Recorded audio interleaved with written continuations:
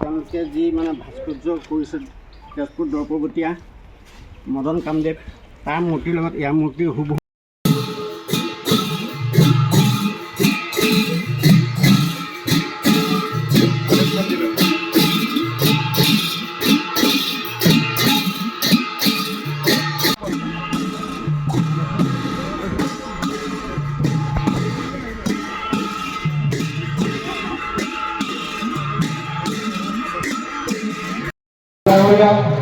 সহযোগিতা কৰিব নগাঁও জিলাৰ ভাৰপ্ৰাপ্ত সভাপতি গোলকনাথ সিংহামীয়া আমি অনুৰোধ কৰিছোঁ। জ্যেষ্ঠ মন্ত্ৰী স্বাস্থ্য আৰু পৰিয়াল কল্যাণ বিভাগৰ মন্ত্ৰী অশোক সিংহাল ডাঙৰীয়াক আমি মঞ্চত আদৰি আনিবৰ একেলগতে 4খন hospital Chaparmukh PHC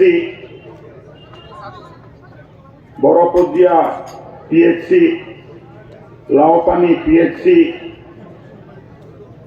Burhagohain Than PHC 4টাকে হস্পিটেলৰ আধাৰশিলা কিছু সময় আগতে আমি ফলক উন্মোচনেৰে প্ৰদীপ জ্বলাই আমি আপোনাৰ সমষ্টিত কৰিলোঁ আৰু মই ভাবোঁ যে ৰহাত একেলগতে 4খন হস্পিটেলৰ আধাৰশিলা ইয়াৰ আগত কোনোদিন কেতিয়াও হোৱা নাছিল বুলি মই ভাবোঁ। কেন্দ্ৰ হিচাপে আমাৰ যিখিনি সুবিধা থাকিব লাগিছিলে সেইখিনি সময়খিনি নাছিল, কিন্তু এইবাৰ মাননীয় মন্ত্ৰী অশোক সিংহাল ডাঙৰীয়াৰ বলিষ্ঠ নেতৃত্বত চাপৰমুখতো আমি এখন প্ৰাথমিক চিকিৎসালয় পাবলৈ সক্ষম হৈছোঁ, যিটো চাপৰমুখৰ বৃহত্তৰ অঞ্চলটোৰ বাবে আজি স্বাস্থ্যৰ ক্ষেত্ৰত এক যুগান্তকাৰী এক পৰিৱৰ্তন আহি পৰিছে।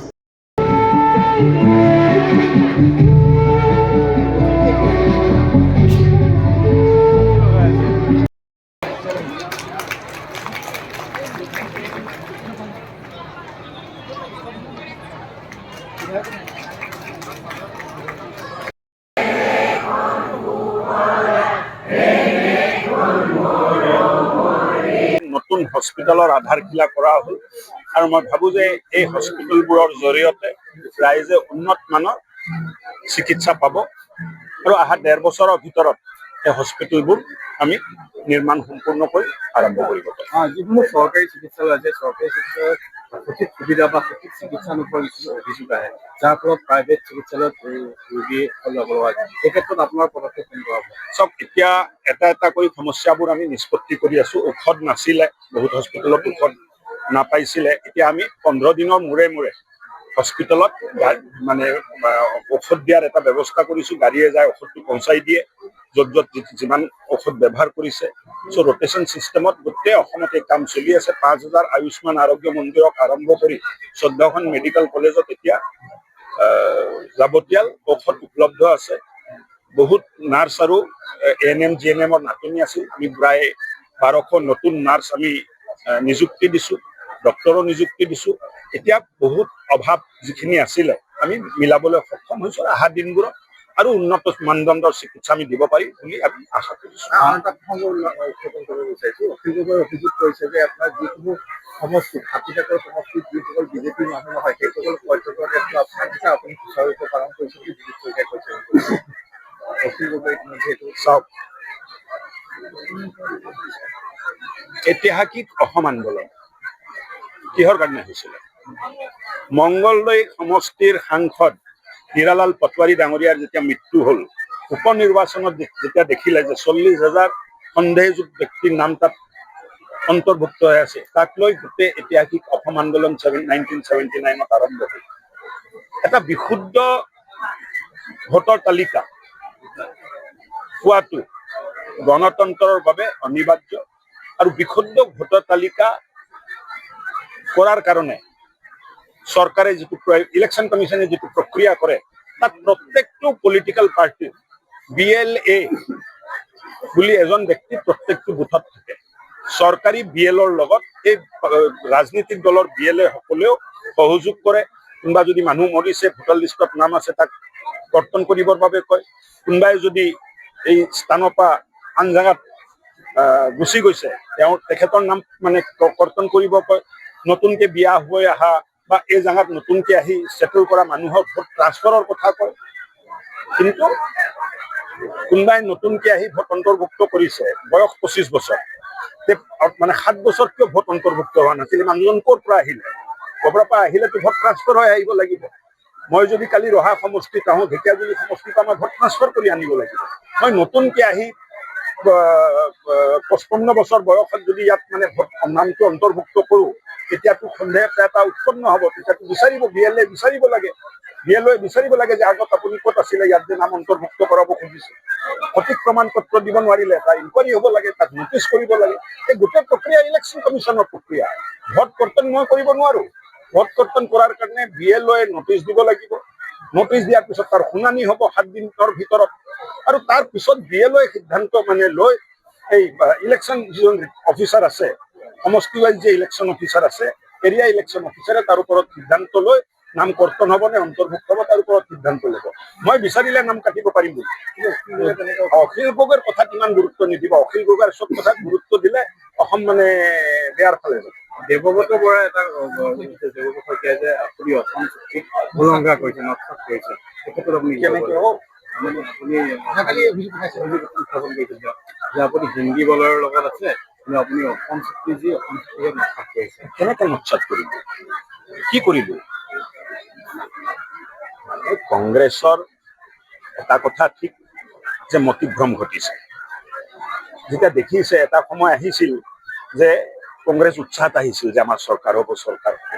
এতিয়া যেতিয়া দেখিছে যে বিজেপি আৰু মিত্ৰজোঁট NDA 100খন চিটততো কংগ্ৰেছ কোনো প্ৰত্যাহ্বানে দিব পৰা নাই। 26টা চিটত তেখেতসকলে যুঁজ বাগৰ কৰি আছে। চৰকাৰ নহয় বুলি তৃণমূল পৰ্যায়ত কৰ্মীও এতিয়া গুমান পাইছে। কংগ্ৰেছ আছে, কিন্তু কংগ্ৰেছ চৰ চাপৰিত আছে। কংগ্ৰেছ অচিনাকি মানুহৰ মাজত আছে, আৰু তাতে কংগ্ৰেছ জিকিব। তাততো আমি নিজেও আমাক ভোট নিদিয়ে। আমি অসম চুক্তিৰ প্ৰত্যেকটো বাক্যক বাস্তৱ কৰাৰ কাৰণে কাম কৰি আছো, আৰু যোৱা 10 বছৰ ভাৰতীয় জনতা পাৰ্টীৰ চৰকাৰৰ দিনত অসম চুক্তিৰ প্ৰত্যেকটো ধাৰাত কেনেকে আমি কামত লগাব পাৰো, কামত আনিব পাৰো, কামৰ জৰিয়তে কেনেকে সম্পূৰ্ণ কৰিব পাৰো, তাৰ বাবে ব্যৱস্থা লৈছে। মুখ্যমন্ত্ৰী ডাঙৰীয়াৰ নেতৃত্বত 1.5 লাখ বিঘাৰো বেছি মাটি বনাঞ্চল আজি বেদখল মুক্ত হৈছে। কংগ্ৰেছে মানুহখিনি পঢ়াইছিল। আমাৰ চৰকাৰৰ দিনত এই জংগলবোৰ আমি খালী কৰিছো, আৰু জংগল খালী কৰাটো যদি অসম চুক্তিৰ বিৰোধিতা হয়, তেতিয়াতো দেৱব্ৰত শইকীয়াই উত্তৰ দিব লাগিব।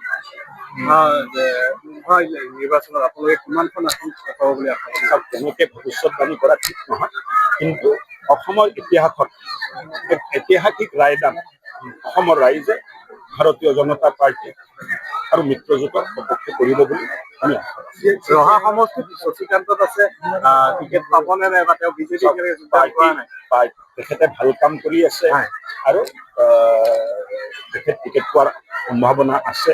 কিন্তু টিকেট পাবনে নাপায় এই সিদ্ধান্ত পাৰ্টীৰ সিদ্ধান্ত। পাৰ্টীৰ সভাপতিয়ে, মুখ্যমন্ত্ৰীয়ে আলোচনা কৰি টিকেট ঘোষণা কৰিব, দিল্লীৰ লগত পৰামৰ্শ কৰিব, টিকেট ঘোষণা কৰিব। কিন্তু ইয়াত ভাৰতীয় জনতা পাৰ্টী বিপুল ভোটত জয়লাভ কৰিব। কমেও 50,000 ভোটৰ ব্যৱধানত ভাৰতীয় জনতা পাৰ্টীৰ প্ৰাৰ্থী ইয়াৰ পৰা জয়লাভ চলি আছে, আলোচনা চলি আছে, হৈ যাব। আমাৰ মাজত কোনো তেনেকুৱা নাই, বহুত পিছ নাই। এটা চিট কোনোবাই বেছি ল'লে, এটা চিট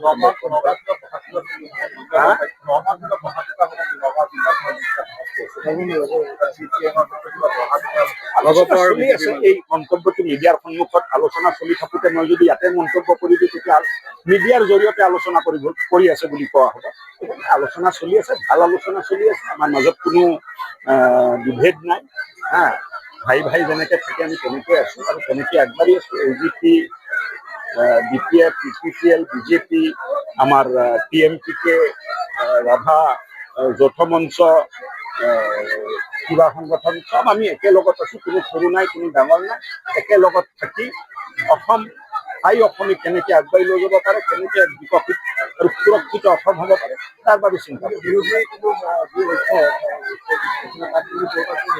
চব বিৰোধীৰ কোনো একো নাই। 1 নম্বৰ কথা। 2 নম্বৰ কথা, বিৰোধীয়ে যিবিলাক কথা কয়, আমাৰ মানুহে ইমান কথা নকয়। শশীক পাইছে নেকি আপুনি যে দম্ভালি মাৰি কথা মানে কৈ আছে, কিবা কৰি আছে? যাৰ হাতত শক্তি থাকে, যাৰ ওপৰত ৰাইজৰ আশীৰ্বাদ থাকে, সি নমনীয় হৈ থাকে। যাৰ একোৱে নাথাকে ই বন্ধালি কৰি থাকে। এতিয়া অখিল গগৈয়ে যি টি কয়, 60টা সমষ্টিত মই বোলে 10 লাখ ভোট কাটিম। এতিয়া 60টা সমষ্টি নহয়, মই নিজৰ সমষ্টিতো এটা ভোট কাটিব নোৱাৰো।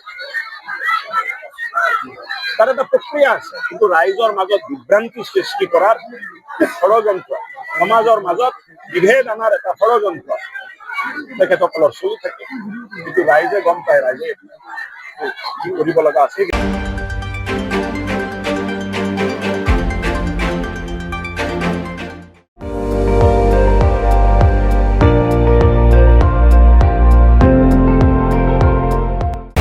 আপুনি চাই আছে ND24, সৰ্বশ্ৰেষ্ঠ নহয় সৰ্বোত্তমৰ দৌৰত।